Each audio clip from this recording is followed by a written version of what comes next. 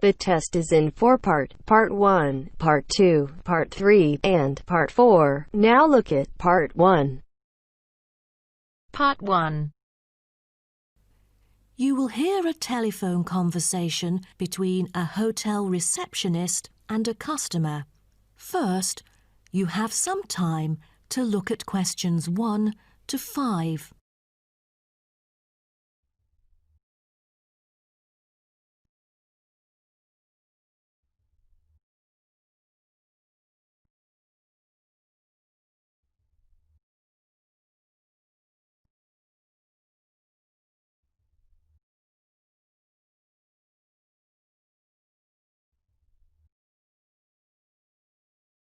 You should answer the questions as you listen, because you will not hear the recording a second time. Listen carefully and answer questions 1 to 5. Good morning, Sunset Hotel. How may I help you? Good morning. I just saw an advert in the paper about your hotel. Where exactly is it located? We are situated on Sunset Avenue, north of the beach, close to many scenic spots. It is an ideal choice for travellers interested in sightseeing. That's great. Is there a vacant 4-bed room? We'll be travelling with our 2 sons, aged 9 and 11, so it's best that we are able to stay in one room. Let me check. Just a moment. We only have a few 4-bed rooms, and I'm afraid they are fully booked at the moment. The earliest time available is August, but there might be some left in July if a previous customer cancels the reservation. Oh, that'll do. How much would the room cost me? It's €77.50 during peak time, but the price would be much lower during off-peak season. Only €50. So, if I book a room right now, is there any discount? Yes, we do offer a 30% discount for any reservation made 1 month ahead of schedule. It is a very reasonable price. That does sound tempting. Does the price include anything? The price includes 2 breakfast vouchers per room per day. You can use them at 2 different restaurants in our hotel. There's also a 20-minute spa trial available, but you have to book it beforehand at the concierge or directly at the spa centre. I'm wondering if there is a hairdryer in the room. It takes ages to dry my hair without one. Do I have to bring one? No, there is absolutely no need to bring that, for each room is equipped with a hairdryer. But I have to inform you that towels are not provided.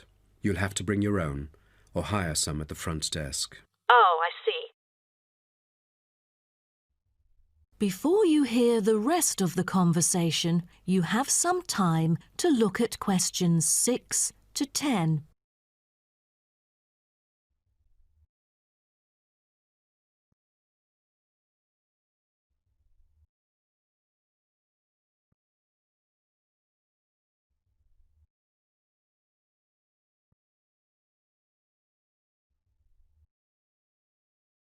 Now listen and answer questions 6 to 10.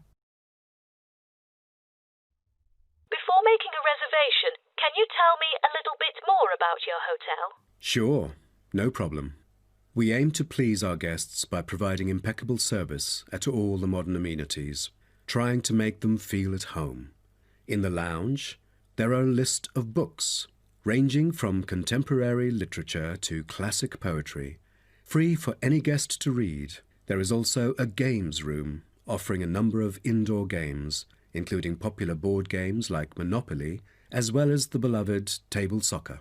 A nice place to go on rainy days. Are the computers available in the hotel? I might have a few emails to respond to during my stay there. I'm afraid we currently do not provide any for our customers. However, internet is available within our hotel premises. Just use the room number and the guest name to log in. That means I have to bring my own laptop then. All right.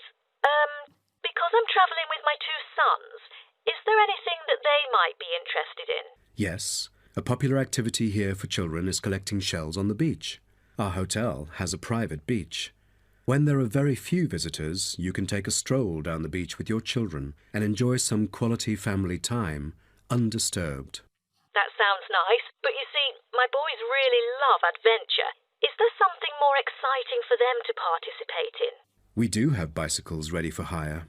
You can cycle with the boys along the bush track by the hotel, which is an ideal place to explore the wonders of nature. But because there is only a limited number of bicycles, we apply a first-come, first-served rule. Got it. I think my boys would love it. How can I arrange the payment then? Can I pay by credit card? Of course, we take credit cards. Thank you. You've been a great help. My pleasure, Ma'am.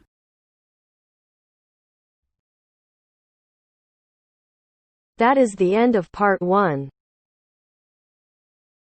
You now have half a minute to check your answers.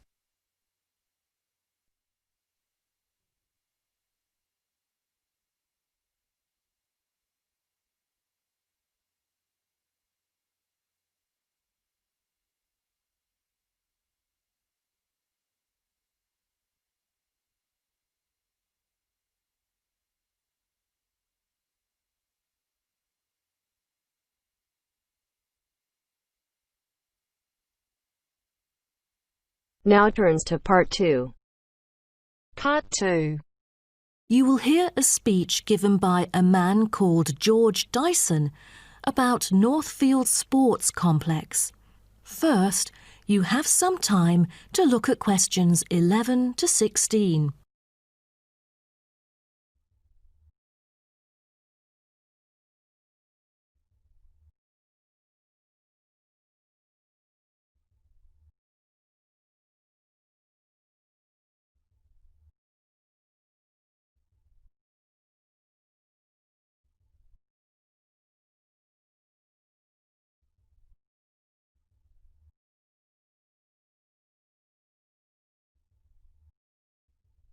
Now listen carefully and answer questions 11 to 16. On behalf of Northfield Sports Complex, I'd like to extend our warmest welcome to you all here this evening. I'm George Dyson, founder of Northfield Sports Complex. I am giving this speech today to celebrate a special occasion. We started the business exactly a decade ago, and today we have developed into a large firm with a sizable group of members. We've also been nominated the most valuable company by Greentown at the Yearly Business Awards, which will be held next week. As experienced and qualified reporters, you are invited here to experience and witness this historical moment of Northfield Sports Complex together with us. Situated within the campus of Greentown University, Northfield Sports Complex is a modern, refreshing, and fully equipped facility for sports of all kinds.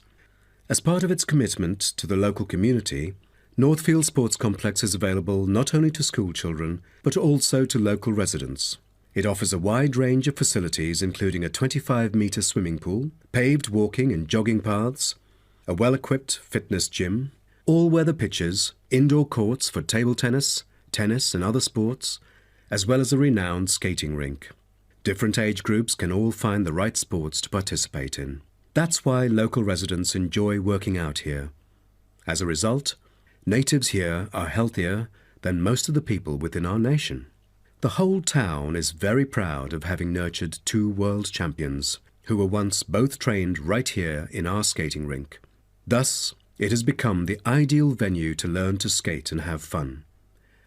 But what I take pride in most of all is the skating rink that has stirred the interest of boys and girls here in local schools to skate. Since opening, an increasing number of pupils have been paying regular visits to the skating rink. A new yoga classroom with trainers will be open next month for mothers with babies. They can bring their own yoga mat and work out together with their babies.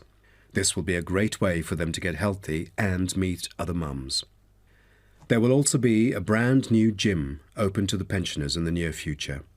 Just this month, a new swimming pool is open to all fitness levels with special offers for those without a job. Our complex is open daily from 8 a.m. to 9 p.m. except on Thanksgiving and Christmas. We intend to extend our business in the coming year. A list of equipment will be put up for sale, ranging from exercising equipment like cardio machines to sports recovery and injury prevention facilities. Within our complex, we try our best to avoid injuries of any kind. We train knowledgeable staff to guide our clients through correct workout regimens. For those who want to further ensure workout safety, they are welcome to apply to be a member of our standing committee. They are responsible for revising the safety guidelines and supervising its enforcement. Before you hear the rest of the talk, you have some time to look at questions 17 to 20.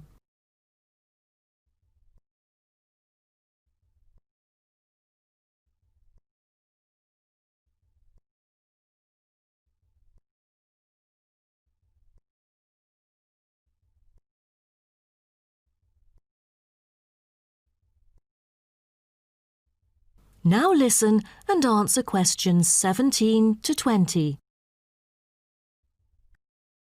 Now, I would like to introduce some of our most popular sports facilities here at Northfield Sports Complex. Our 25-metre swimming pool is the centrepiece of the complex, combining modern, bright and airy surroundings with fully up-to-date changing facilities. The pool is excellent for learning how to swim, improving techniques and, of course, competing in school competitions. It is also bookable for private functions, including pool parties where lifeguards are available. Next, we have the only climbing wall throughout the whole town. Many would see rock climbing as a type of extreme sport, exposing great risk to those who participate. But actually, under proper guidance and with close supervision by the coach here, it is a perfect sport for the youth to increase their flexibility and strengthen their muscles. I have to mention our skating rink once again. As our most popular facility, it has been prominently featured in a TV commercial we've released recently. There is no other skating rink larger than ours within the whole nation. Also, our state-of-the-art gym is an inspiring place to train and keep fit in relaxed and friendly surroundings. The Techno gym equipment enables our clients to measure their performance. If you book a one-on-one trainer, he or she might suggest a future training plan and help you train more systematically. That is the end of part 2. You now have half a minute to check your answers.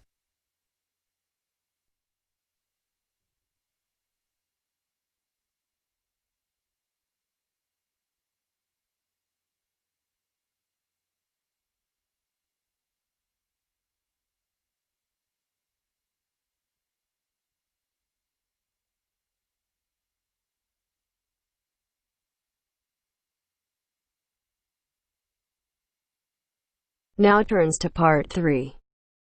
Part 3.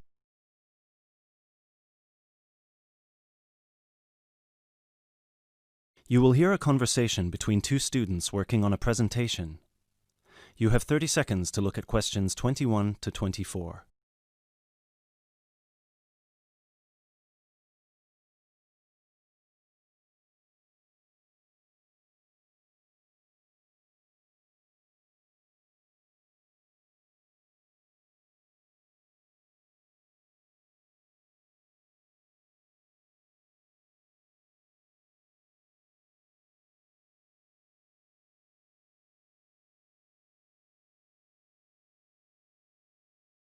Hey Chris, thanks for coming. Are you ready to practice our presentation for tomorrow? Yeah, just give me a moment to switch on my laptop. There we go. Okay, what do you think? Wow, that actually looks really nice. Well done. So I've put the title up here in the middle, Reasons People Move Out of Their Parents' Homes. I thought we could start with the general graph outlining why people fly the nest at any age, and then we could break it down to age groups and social or ethnic backgrounds before we get into how our findings fit into what sociologists say about leaving a parent's house and what the effects of the timing and the circumstances of your decision can be. that sounds good to me. So we can start with the bar chart here. Do you think they'll be able to read the tiny letters here? No, which is why we'll have to read them out to them. Okay, so we could take turns then. I'd start with bar A, which says that the number one reason that young people leave home is to go to college or university. Exactly. And then I'd go on to the second bar, which gives the number of people who said they felt smothered by their parents' control over their lives and decided to get their own house to avoid that. Right. Then in bar C, we've got people who found a job and decided that it was a good opportunity to move away because of their new income. Yep, and then those who didn't feel exactly smothered by their parents per se, but more so because of the lack of room in their parents' house and the fact that their parents were around pretty much 90% of the time. Maybe we should move this bar so that it can be next to bar B, since they seem to be quite similar to each other. Well, actually, that's why I kept them separate. But maybe you're right. They would lead smoothly into one another. So that means that jobs will now be bar D and bar E. Bar E is about those who moved because of their partner or spouse. Right. And then at the end, we've got those who were pushed to leave by their parents and those who left because of a conflict at home. I guess at this point we should mention that, as expected, we had almost 0 people reply that they left home because of emancipation or abuse, despite the fact that our study was conducted anonymously. Probably because the participants didn't feel confident enough to share such private details with us. Or maybe just because there was no one in our pool of participants with such experiences. Yeah.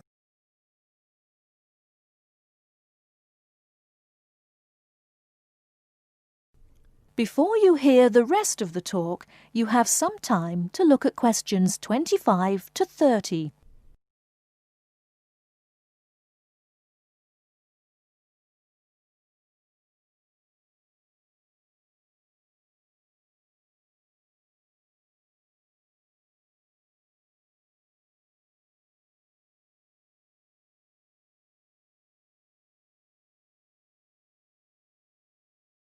Now listen and answer questions 25 to 30.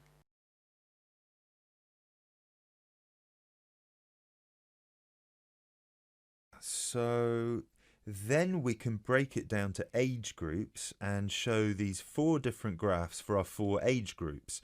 Under 18s, 18 to 20, 21 to 24 and 25 and above. Shall we take the graphs by age, or should we start with the second group? What do you think? Because we haven't got that much data on under 18s, and starting with 25 and above would also feel a bit strange to me, seeing as it was our second smallest group, and most participants were between 18 and 24 when they moved out of their parents' home. Yeah, you're right.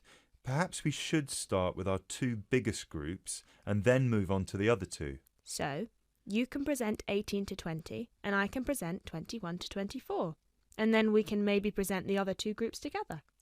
I think it's best if we present them separately, since the findings are so different. Yeah, I guess you're right. So, I can present the under 18s, and you can present the 25 and over. Perfect. Or, wait, should we do it the other way round, so it flows more naturally? Yeah, sure. And then we can include a brief note at the end for those who haven't moved out yet. Yeah, great.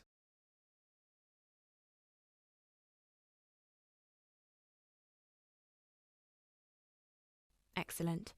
So, then we can move on to the final chart before we get to the bibliography and explain what they said they found difficult when they moved out. Yeah, so we can say the biggest issue for everyone was finding a place to live, especially for those who didn't have a guarantor or didn't live in a student hall of residence. Yes, and that 30% of the participants also experienced some financial problems in the beginning, with bills and rent and food and everything. Right.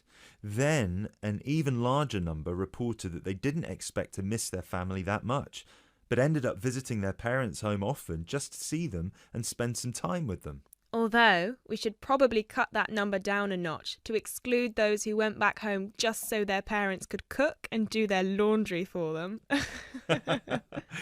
Yeah, sure. Anyway, then we should finish off with the final issue, which was flatmates. Oh yeah, so we should say that a whopping 67% complained about the people they had to live with, and that they were often dirty and inconsiderate. Right. Great. So then we can move on to how our findings fit into...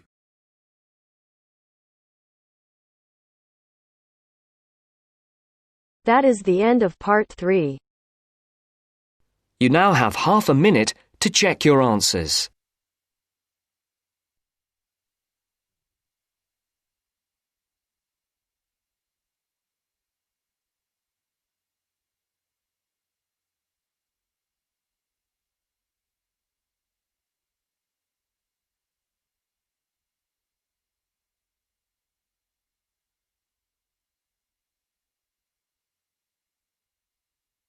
Now turns to Part 4. Part 4. You will hear a conversation about astronomy. First, you have some time to look at questions 31 to 40.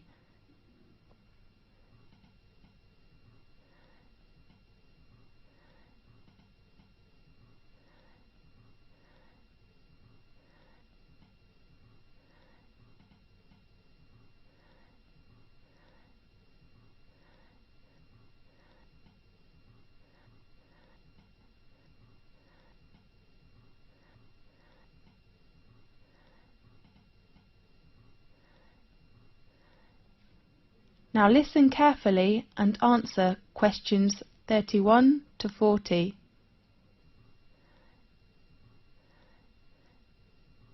This is Magic Time from the BBC. I am Faith. In today's programme we invite a Professor of Astronomy. Welcome, Lewis. Thanks a lot, Faith. What magic information will you introduce to us? We all know the Leonidas in August are coming. So today, let's talk about meteors. Good topic. At one time or another, almost everyone has glimpsed a swift little streak of light dashing across the night sky. Nearly everyone makes wishes when they see them, and blame both good and bad luck on their presence. Yes, these sudden celestial visitors are meteors. We often call it shooting star. The glowing trails are caused by the incineration of a piece of celestial debris entering our atmosphere. Many meteors are quick flashes, but some last long enough for us to track their brief course across the sky. Right. Now and then, a meteor truly will light up the night, blazing brighter than Venus, although rarely, even brighter than the moon, leaving in its wake a dimly glowing trail that may persist for minutes. Lewis, can we see some meteors every night in 1 year? Yes. Under a dark sky, any observer can expect to see between 2 and 7 meteors each hour, any night of the year. These are sporadic meteors. Sporadic meteors? Yes. Their source bodies, meteorids, are part of the dusty background of the inner solar system. Several times during the year, Earth encounters swarms of small particles that greatly increase the number of meteors. The result is a meteor shower, during which observers may see dozens of meteors every hour. Concentrations of material within the swarms may produce better than average displays in some years, with rates of hundreds per hour, and were treated to a truly amazing display in which thousands of visible meteors can be seen for a brief period. The phenomenon is called meteor storms, which are more magnificent than meteor showers. Aha! That's wonderful! Definitely. The meteors that appear during a meteor shower seem to come from one point in the sky. This illusion is an effect of perspective, just as a roadway seems to converge in the distance. Usually, meteor showers get the name of the constellation from which the meteors appear to radiate. Such as during the Perseid shower in August, meteors seem to streak from a point in the constellation Perseus. When is the biggest meteor storm? According to records, in 1833, a storm of 60,000 meteors an hour shocked the world. 60,000? That's unbelievable! By the 1860s, scientists had known that many meteor showers were annual, including the normally placid Leonids, which produced the big storm, and that they were somehow related to comets. Really? Yes, but most of the meteors people have seen during one of the annual showers arise from fluffy particles not much larger than sand grains. As a particle enters Earth's atmosphere, it collides with gas atoms and molecules. The particle becomes wrapped in a glowing sheath of heated air and vaporized material boiled off its own surface.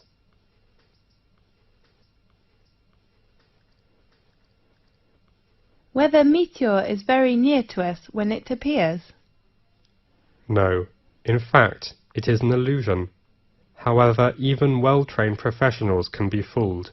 such as airline pilots have swerved to avoid meteors that were actually 160 kilometers away.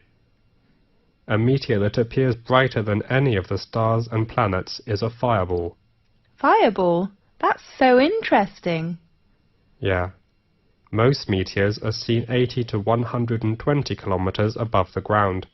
Sometimes someone will claim to see a fireball land on a hilltop. But in fact, a real fireball first appears at a height of about 125 kilometers and loses its brightness while still at least 20 kilometers above the ground. Yes. What colours do meteors have? Usually, most meteors look white, but some also appear blue, green, yellow, orange, or even red. What will happen if a meteoroid gets to the surface of the Earth without being completely vaporized? It will be a meteorite. I heard meteorites were long ago thought to be cast down as gifts from angels. Yes, and others thought the gods were displaying their anger. Really? As late as the 17th century, many believed they fell from thunderstorms. They were nicknamed thunderstones. Many scientists didn't believe the accounts of people who claimed to have seen meteors, and some experts were skeptical that stones could fall from the clouds or the heaven. Yes. One of the most significant meteorite events in recent history destroyed hundreds of square miles of forest in Siberia on June the 30th, 1908. According to local witnesses, a ball of fire streaked through the sky and seemed to enter the atmosphere at an oblique angle. It exploded, sending out hot winds and loud noises, and shaking the ground enough to break windows in nearby villages. Small particles blown into the atmosphere lit the night sky for several days. So, nowadays, the prevailing theory holds that a meteor exploded just above the surface. Yes. Most impact craters and basins larger than the meteor crater are heavily worn away, or have been buried by rocks and dirt as the Earth's surface changed. At present, Chicxulub Basin, centered in Mexico's Yucatan Peninsula, is the largest one. The diameter of basin is around 300 kilometers. Rock samples obtained by drilling into the basin show that an asteroid struck the Earth there about 65 million years ago. Does that the same period with the dinosaurs disappeared? That's right. Many scientists believe this debris caused climate changes which made the dinosaurs not survive.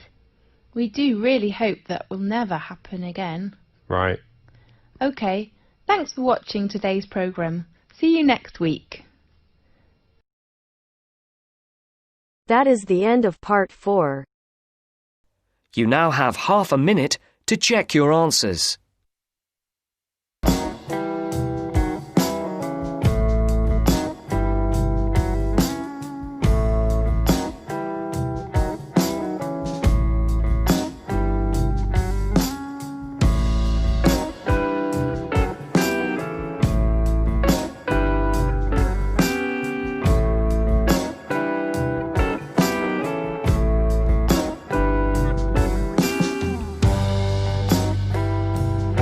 That is the end of the test.